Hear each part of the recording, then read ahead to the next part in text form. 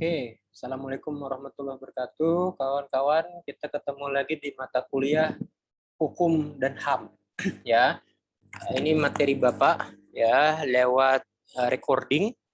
Ya, mungkin kalian juga sudah tahu kenapa lewat recording karena Bapak posisi lagi di US. Ya, jadi Bapak agak kesulitan untuk mengajar kalian secara online langsung. Maka Bapak bikin recordingnya sebelum Bapak berangkat. Ya. Oke, jadi 5 kali pertemuan Bapak akan semuanya lewat video, tetapi juga nanti ada penugasan ya. Dan Bapak akan mencatat nama-nama mahasiswa yang aktif ya. Ketika dia mengakses video ini, maka tercatat di Simari dan juga di Zoom. Ya, jadi Bapak bisa mengontrol kalian. Jadi walaupun kita lewat recording, bukan berarti Bapak tidak bisa mengontrol kalian ya. Bapak masih bisa mengontrol kalian. Kehadiran, kedatangan, dan juga keaktifan kalian dalam mengerjakan tugas juga akan Bapak nilai. Oke, kuliah pertama kita ya, Bapak akan buka dulu slide Bapak. Oke, Bapak biasanya kalau ngajar hukum dan HAM itu biasanya akan bicara soal HAM internasional. Ya, Bapak akan bicara tentang dua kovenan internasional yang sudah diratifikasi oleh Indonesia sebenarnya ya, yaitu ICCPR atau Kovenan Hak Sipil dan Politik dan juga ICSCR atau Kovenan Ekonomi Sosial Budaya. Ya, dua-duanya sudah diratifikasi dalam Undang-Undang Nomor 11 Tahun 2005 dan Undang-Undang 12 Tahun 2005.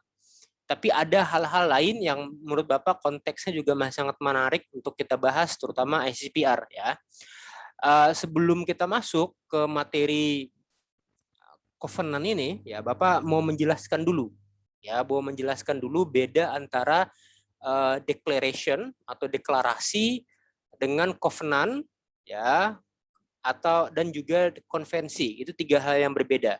Ya, adalah produk hukum internasional yang berbeda. Jadi kalau kita bicara declaration atau deklarasi, misalnya ambillah contoh dalam konteks HAM, DUHAM ya, Deklarasi Universal Hak Asasi Manusia bahasa Indonesianya, atau kalau bahasa Inggrisnya UDHR ya, Universal Declaration on Human Rights. Nah, itu deklarasi.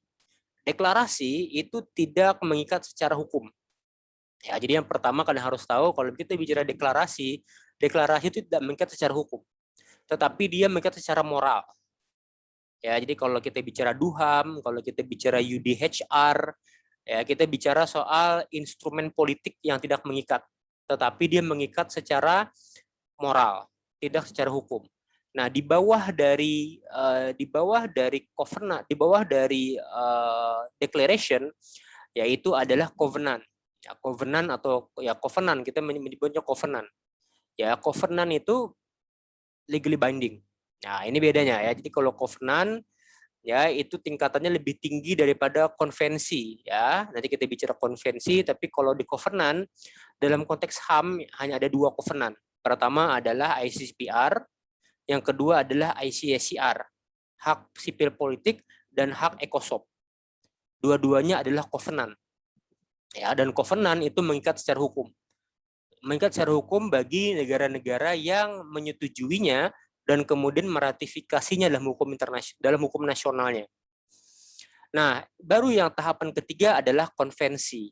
Nah, konvensi ini tingkatannya lebih rendah daripada covenant. Ya, tapi dia juga mengikat secara hukum. Dia juga mengikat secara hukum apabila diratifikasi oleh suatu negara. Ya, nanti kalian akan bicara, kalau tidak salah di HI Bapak sudah jelaskan ya. Misalnya seperti konvensi ILO. Ya, ILO itu punya banyak konvensi ya. International Labour Organization ya, atau organisasi buruh internasional, dia punya banyak konvensi yang sudah diratifikasi juga oleh Indonesia. Nah, itu kira-kira penjelasan pertama Bapak ya tentang pengertian declaration, covenant, dan kemudian konvensi. Nah, hari ini ya sampai 5 kali pertemuan ke depan kita akan fokus kepada dua covenant itu. Yang pertama adalah covenant hak sipil politik ya, yang hari ini akan kita bahas. Nah, jadi ICCPR seperti yang sudah Bapak jelaskan sudah menjadi hukum nasional Indonesia.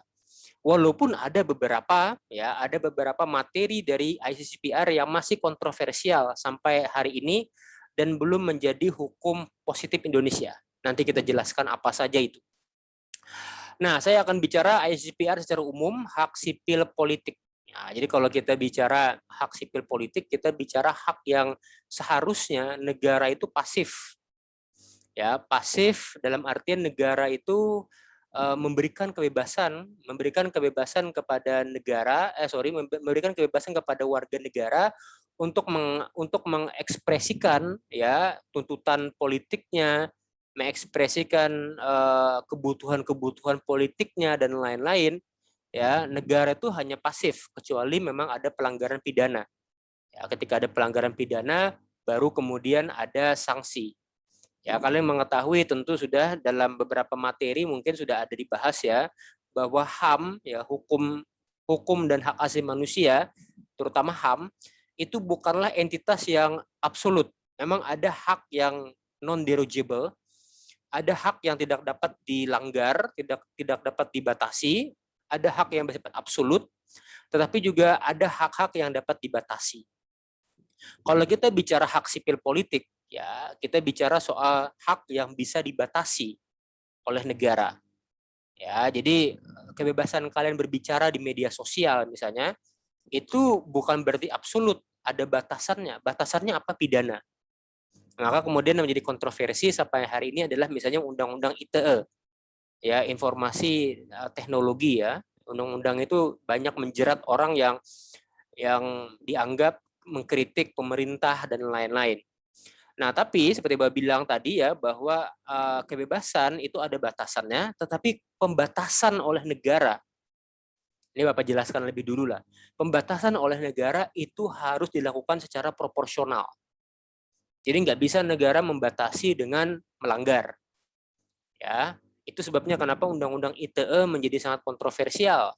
Nanti kita bahas Undang-Undang ITE. Tapi sebelum itu, ya kita akan bicara dulu soal ICCPR secara umum. Ya, hak sipil politik di mana seharusnya negara itu pasif. Ya, nah ini banyak negara-negara yang nggak bisa menerima. Ya, bahkan Indonesia sendiri baru meratifikasinya tahun 2005. Padahal hak sipil politik itu dibuat ya itu dari tahun 76. Bayangkan ya, dari tahun 76 PBB sudah enforce ya, ICCPR sudah enforce tahun 43 tanggal 43 Maret 1976. Waktu itu 170 negara meratifikasi. Indonesia belum meratifikasi waktu itu, tahun 76. Alasannya kenapa? Karena tahun 76 masih zamannya Soeharto. Ya, zaman Soeharto ya tentu tidak ada kebebasan publik. Ya tidak ada kebebasan sipil politik. Ya zamannya Pak Harto dulu, kalau mengkritik ya berarti kamu besok hilang. Nggak tahu di mana nanti besok kamu. Nah, jadi itu zaman otoriter ya. Indonesia baru meratifikasinya tahun 2005. Nah, kenapa ICCPR begitu sangat kontroversial, begitu sangat sulit diterima oleh negara? Ya karena seperti Bapak bilang tadi, ICCPR atau hak sipil politik itu mengharuskan negara untuk pasif. Ya, dalam artian negara memberikan kebebasan kepada warga negaranya dalam konteks sipil dan politik. Terutama dalam politik, ya. Hak untuk berpolitik, hak untuk bicara politik, hak untuk menjadi oposisi dan lain-lain itu didukung dan dijaga oleh ICCPR. Nah, ini makanya kemudian hanya di tahun-tahun 2000-an saja Indonesia meratifikasinya tahun 2005. Ya, ketika Indonesia sudah keluar dari rejim Orde Baru, kita ke rejim reformasi, maka kemudian hak sipil politik diakui. Kita ratifikasi itu. Nah, konsekuensi dari ratifikasi ICCPR, ya, ketika Indonesia sudah meratifikasinya dan sudah enforce, istilahnya enforce ya, enforce berarti dilaksanakan. Jadi ketika sudah diratifikasi dan dilaksanakan sebagai hukum positif, maka setiap pelanggaran terhadap hak-hak ya yang diatur dalam ICCPR itu harus segera dihentikan. Nah, itu alasannya kenapa ICCPR begitu sulit untuk diterima zamannya Soeharto. Karena ketika kita sudah berkomitmen menerima ICCPR, maka hak-hak dalam ICCPR harus segera dilaksanakan dan tidak boleh lagi ada pelanggaran. Istilahnya immediate stoppage. Ya, ada immediate stoppage langsung. Walaupun nanti Bapak akan bicara juga ada beberapa protokol, ya, protokol tambahan dari ICCPR yang bisa dipilih oleh suatu negara apakah mau meratifikasi atau tidak. Oke, itu dulu ya yang sangat kontroversial. Ya, kontroversial kenapa? Karena ICCPR memaksa negara untuk tunduk dan taat kepada hak-hak yang sudah diatur dalam ICCPR, hak sipil politiknya. Nah, karena begitu kontroversial, ya, karena begitu membatasi kewenangan negara, maka di ASEAN sendiri, ya, ada banyak negara sebenarnya, bukan banyak sih, sedikit sebenarnya, tapi ini negara-negara besar nih, ya. Jadi ada 4 negara yang tidak meratifikasi loh. Jadi kalau kalian ya memang Indonesia nggak sempurna ya secara dalam konteks demokrasi ya. Tapi dibandingkan dengan 4 negara ini, sebenarnya Indonesia masih bisa bersyukur, ya, karena di ASEAN sendiri, Brunei, Malaysia, Myanmar, Singapura, ya, sampai hari ini, sampai detik ini, itu belum meratifikasi ICCPR. Alasannya ya tadi, kenapa? Karena mereka tidak ingin memberikan kebebasan yang seluas-luasnya kepada warga negara untuk mengekspresikan tuntutan politiknya. Brunei sudah jelas ya. Jadi kalau kalian pernah dengar Brunei itu adalah negara monarki absolut. Ya, jadi kalau kalian pernah dengar Brunei itu sangat kaya raya, emang benar, dia sangat kaya raya. Ya, tetapi jangan salah, di Brunei tidak ada partai politik, di Brunei tidak ada oposisi, di Brunei tidak ada pemilu. Ya, dan di Brunei kritik itu sangat dijaga. Ya, tidak boleh melakukan kritik terhadap raja atau sultan dari Brunei. Ya, kalau kamu mengkritik sultan, ya mungkin hukuman mati. Nah, itu Brunei. Ya, jadi jangan dikira kadang-kadang kita melihat rumput tetangga lebih hijau daripada rumput sendiri. Ya, tapi nggak selalu. Ya, jadi di Brunei itu kebebasan politik sangat minim, bukan sangat minim, tapi hampir nol, hampir nggak ada. Nah, kita beralih ke Malaysia misalnya. Oke, Malaysia negara kerajaan juga, tetapi dia negara kerajaan konstitusional. Mereka punya pemilu, mereka punya parlemen, mereka punya partai politik, dan mereka punya oposisi. Oke, bagus. Ya, paling tidak mereka demokratis, tetapi juga ada pembatasan-pembatasannya. Ya, kenapa? Karena negara belum meratifikasi ICCPR. Karena belum meratifikasi ICCPR, maka warga negaranya juga dibatasi hak-haknya. Ya, di Malaysia dan Singapura misalnya ada yang disebut Internal Security Act, ya, atau Undang-Undang Keamanan Internal. Itu sangat kuat sekali tuh Undang-Undang Keamanan Internal itu ya, membatasi warga negara untuk berbicara, membatasi warga negara untuk berasosiasi, untuk berkumpul, berorganisasi dan lain-lain. Nah, itu di Malaysia. Ya, sampai sekarang, sampai detik ini Malaysia belum meratifikasi ICCPR dengan alasan mereka tetap ingin menjaga kedaulatan negara. Ya, jadi kedaulatan negara diletakkan lebih tinggi daripada kedaulatan rakyat. Nah, itu kira-kira yang ada di Malaysia. Nah, yang ketiga, Myanmar. Oke, kita mungkin nggak terkejut ya kalau Myanmar itu belum meratifikasi ICCPR karena Myanmar juga negara yang ya bisa dibilang masih kesulitan dalam demokrasi. Ya, sekarang bahkan mereka dipimpin oleh junta militer. Ya, kemarin kudeta, kemudian militer memimpin lagi negara ini. Ya, jadi kalau negara dipimpin oleh militer, ya konsekuensinya ya tidak ada kebebasan. Hampir-hampir tidak ada kebebasan politik. Ya, jadi jabatan politik itu dikuasai militer. Mirip seperti zamannya Pak Harto dulu di Indonesia. Ya, jadi dulu zamannya Pak Harto, gubernur, wali kota, bupati itu kebanyakan dari militer, dari ABRI. Ya, dulu namanya ABRI bukan TNI. Ya, orang sipil hanya bisa bermimpi saja. Kita hanya bisa bermimpi untuk menjadi wali kota, gubernur dan lain-lain. Kenapa? Karena hampir semua jabatan publik dalam junta militer itu pasti dikuasai oleh militer. Ya, itulah Myanmar ya. Jadi Myanmar kita nggak terkejut. Juga banyak pelanggaran HAM, Rohingya misalnya. Kalau pernah dengar Rohingya bagaimana, itu pelanggaran HAM di Myanmar. Ya, nah mungkin kalian akan terkejut Singapura. Ya, jadi Singapura ini negara yang kaya raya gitu ya, hanya selemparan batu dari Indonesia, negara kecil, modern, ya. Tetapi sebenarnya Singapura ini sampai hari ini mereka belum meratifikasi ICCPR dengan alasan ya mereka mengatakan ya, jadi pemerintah Singapura dulu, Perdana Menteri Lee Kuan Yew itu pernah mengatakan bahwa kami adalah negara yang bersih, pemerintahan yang bersih, bertanggung jawab, kami nggak akan korup, jadi tidak perlulah negara itu diawasi oleh masyarakat. Ya, kenapa? Karena negaranya sendiri akan bertanggung jawab. Nah, kira-kira begitu. Ya, memang beda kasus sama Indonesia ya, beda kasus sama Indonesia. Ya, jadi di Singapura hukum sangat kuat, hukum sangat ketat. Ya, jadi kalau kalian ada rezeki nanti setelah selesai pandemi mungkin bisa jalan-jalan ke Singapura, ya kalian akan shock. Kenapa? Karena di Singapura begitu banyak aturan. Aturan-aturan yang mungkin dianggap remeh-temeh di Indonesia. Tapi aturan itu sebenarnya bagus, walaupun membatasi kebebasan kita. Misalnya di Singapura, ya kamu tidak boleh meludah sembarangan di trotoar. Jadi kalau di Banjar kan biasa tuh orang naik motor, ludah kiri, ludah kanan gitu kan, biasalah. Ya, atau naik mobil Alphard misalnya, tapi kelakuannya buang sampah. Biasa itu di Indonesia. Tapi di Singapura jangan macam-macam. Ya, jadi kalau kalian buang sampah sembarangan, kalau kalian bikin keonaran, dendanya sangat besar. Ya, di Singapura sendiri itu tidak ada demo, ya hampir tidak ada demo. Ya pertama tadi seperti saya bilang tadi, karena pemerintahnya juga bersih, pemerintahnya bertanggung jawab, maka kemudian masyarakat juga tidak perlu merasa harus mengkritik. Ya, lagi-lagi beda konteksnya sama negara kita. Ya, jadi tidak ada demo di Singapura. Ya, tidak ada demo. Kalaupun ada demo itu dalam skala yang sangat kecil.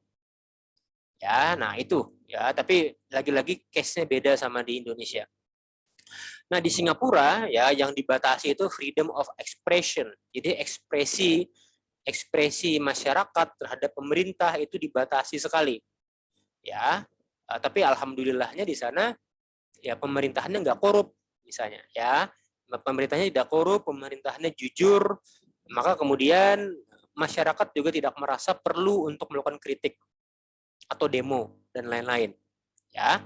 Kemudian right to assemble, ya, assemble itu berkumpul. Ya, seperti yang bilang tadi, hak untuk berkumpul, hak untuk berorganisasi, ya, right to associate itu sangat dibatasi di Singapura. Ya. Jadi mungkin kalian tidak akan menemukan banyak LSM, ya, tidak akan menemukan banyak organisasi masyarakat, ya, Karang Taruna dan lain-lain di Singapura tuh hampir nggak ada yang kayak gitu. Ya, ini juga mungkin karena faktor historis mereka ya. Jadi kalau kalian pernah dengar, dulu Singapura adalah bagian dari Malaysia.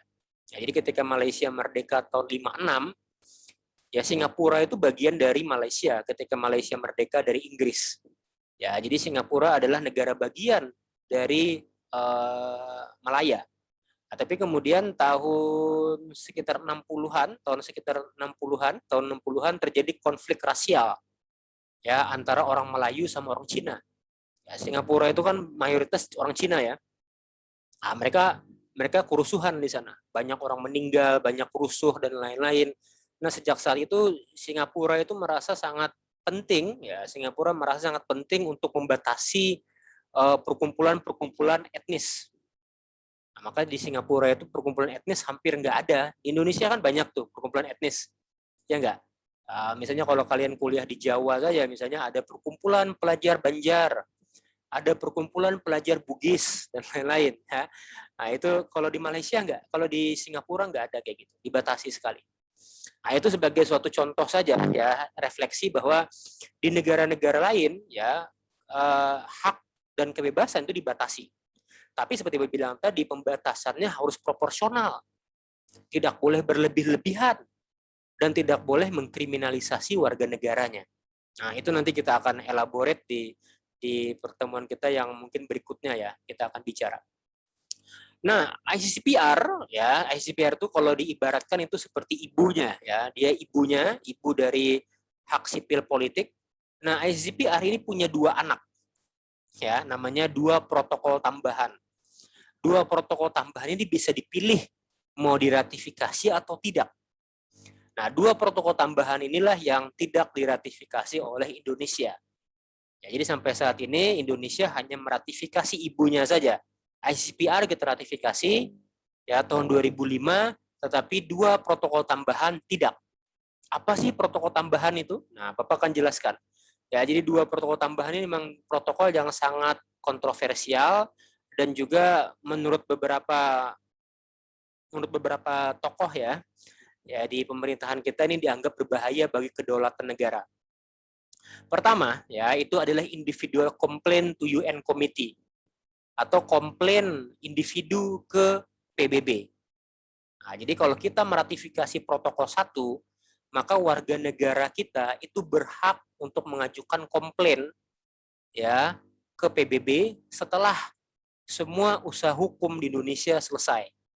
Bapak kasih contoh misalnya, kalau kita meratifikasi protokol 1, ya maka ketika semua usaha banding selesai, ya kalian tahu kan usaha banding misalnya ada buruh misalnya ada buruh, ada organisasi buruh yang dihapus atau dibubarkan oleh negara. Nah, kemudian organisasi buruh itu komplain atau mengajukan gugatan ke PN, Pengadilan Negeri, ya kan? Pengadilan Negeri tolak. Kemudian mereka banding lagi ke PT, Pengadilan Tinggi. Di Pengadilan Tinggi juga mereka ditolak bandingnya. Kemudian ada usaha lain kan? Usaha lain yang terakhir adalah kasasi di Mahkamah Agung. Mereka masuk ke Mahkamah Agung. Tapi kemudian Mahkamah Agung juga mengatakan ini ditolak. Terakhir adalah PK, ya kan? Peninjauan kembali. Kalau ada novum baru. Masuk ke PK, ternyata PK juga gagal. Nah, kalau kita meratifikasi protokol 1, maka setelah PK, maka organisasi buruh itu bisa mengajukan komplain secara individu ke PBB. Nah, ini tentu menakutkan bagi Indonesia, ya. Ya, kita punya banyak track record pelanggaran HAM tentunya, ya. Kalau kita mau jujur, ya kalau kita bicara HAM kita harus jujur. Kita harus jujur bahwa negara kita punya banyak luka lama soal HAM. Ada Semanggi 1, Semanggi 2, ya kan? Ada 65, ada apa lagi? Ada Timor Leste dan lain-lain, banyaklah kisah. Ya, maka kemudian tentu pemerintah takut nih, ya kan? Kalau kita sampai meratifikasi protokol 1, bahaya, bakal terbongkar semua kejahatan-kejahatan di masa lalu. Munir misalnya, ya, sampai hari ini Munir kan belum tahu kita siapa yang membunuh Munir di pesawat Garuda ketika Pak Munir itu mau ke Belanda. Sampai sekarang kita nggak tahu. Kalau kita meratifikasi protokol 1, berbahaya bagi pemerintah tentunya. Jadi sampai sekarang sayangnya protokol 1 belum kita ratifikasi. Nah, protokol kedua adalah pelarangan hukuman mati. Ya, jadi abolition of death penalty itu belum kita ratifikasi sampai hari ini. Maka secara hukum, norma pidana hukuman mati dalam KUHP itu masih sah. Ya, jadi kita masih bisa melakukan hukuman mati walaupun secara politik kita sudah melakukan usaha-usaha monitoring. Ya, Bapak ingat dulu zaman Pak SBY sudah banyak usaha-usaha monitoring lagi. Apa sih namanya? Pelonggaran ya. Moratorium. Moratorium ya. Jadi upaya-upaya moratorium itu banyak sudah dilakukan untuk mengurangi penghukuman mati. Kenapa? Karena menurut ICCPR ya, terutama hak untuk hidup. Ya, jadi kalau kita bicara hak untuk hidup itu adalah hak absolut. Ya, dia non-derogable rights. Dia tidak boleh diambil oleh negara, dia tidak boleh diambil oleh siapapun. Nah, itu adalah hukuman mati. Ya, jadi hukuman mati itu sebenarnya dilarang oleh hukum internasional, tetapi dalam konteks hukum tata negara kita, ya masih berlaku walaupun memang ada moratorium. Nah, itu kawan-kawan ICCPR. Sebelum kita masuk ke materi berikutnya, mungkin minggu depan akan Bapak bahas lagi di slide berikutnya. Bapak cuma ingin menerangkan saja beda pelanggaran HAM dengan pelanggaran pidana. Ini kawan-kawan mungkin banyak yang nggak ngerti ya. Misalnya ada perkelahian antara A dan B.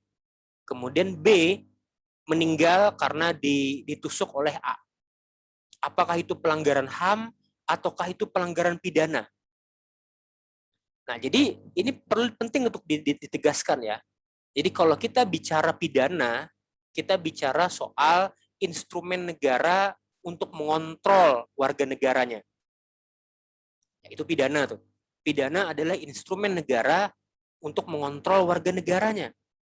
Jadi ketika ada pembunuhan, tentunya itu adalah pelanggaran pidana. Ya, walaupun seseorang itu mengambil hak hidup orang lain, ya memang benar dia mengambil hak hidup orang lain, tetapi dia bukan dianggap sebagai pelanggaran HAM. Dia pelanggaran pidana. Dia dilakukan oleh warga negara yang mana negara menghukum dia. Jadi negara itu melakukan penghukuman untuk mengontrol warga negaranya. Nah, bedanya dengan pelanggaran HAM bagaimana? Nah, pelanggaran HAM ya objeknya atau aktor dari pelanggaran HAM itu adalah negara. Nah, beda sama pidana. Kalau kita bicara pidana, pelanggar pidana itu adalah warga negara kan? Nah, tapi kalau kita bicara pelanggaran HAM, kita bicara soal bagaimana sih negara ini diawasi oleh warga negara. Nah, jadi HAM secara umum adalah instrumen yang dipakai untuk mengawasi negara. Kenapa? Karena negara yang menjalankan pemerintahan. Pemerintahan yang menjalankan negara. Ya, jadi pemerintahan menjalankan negara, maka ketika negara itu dijalankan oleh pemerintah, akuntabilitas dari pemerintah itu dijaga oleh hak asasi manusia.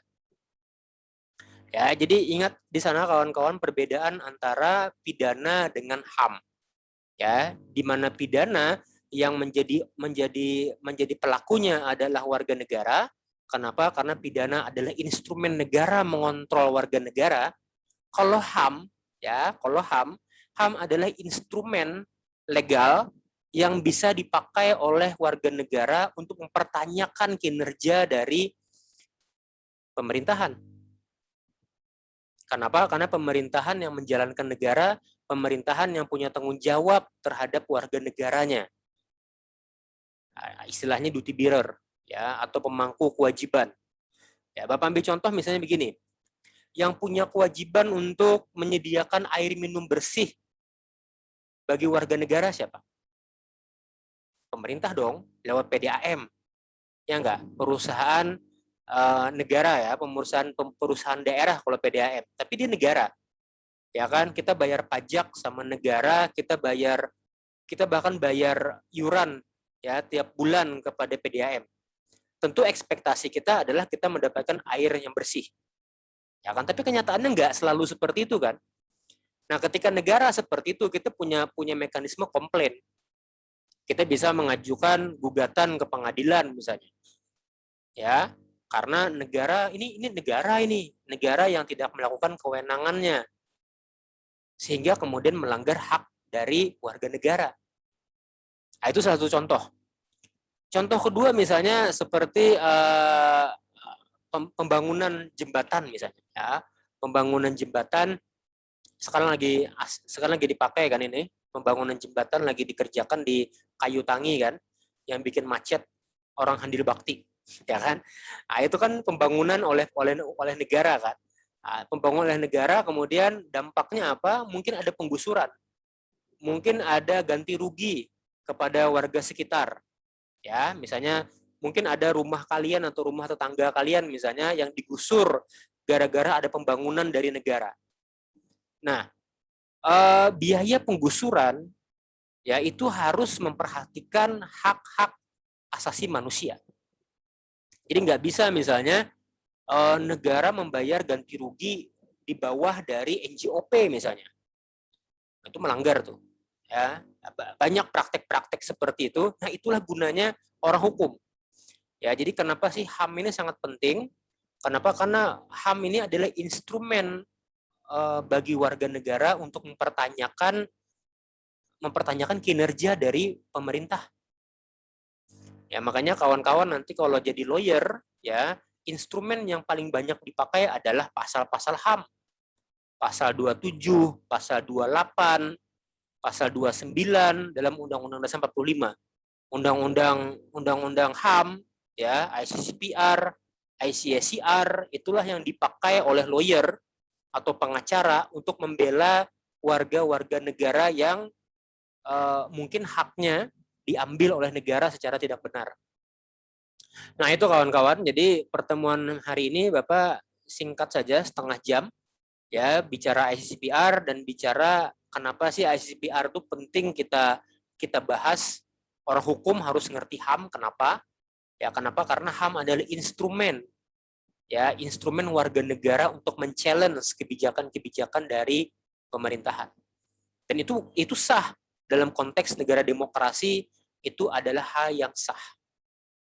Oke, kawan-kawan, kita jumpa lagi pertemuan berikutnya. Nanti akan Bapak kasih tugas, mari tolong di standby-kan saja.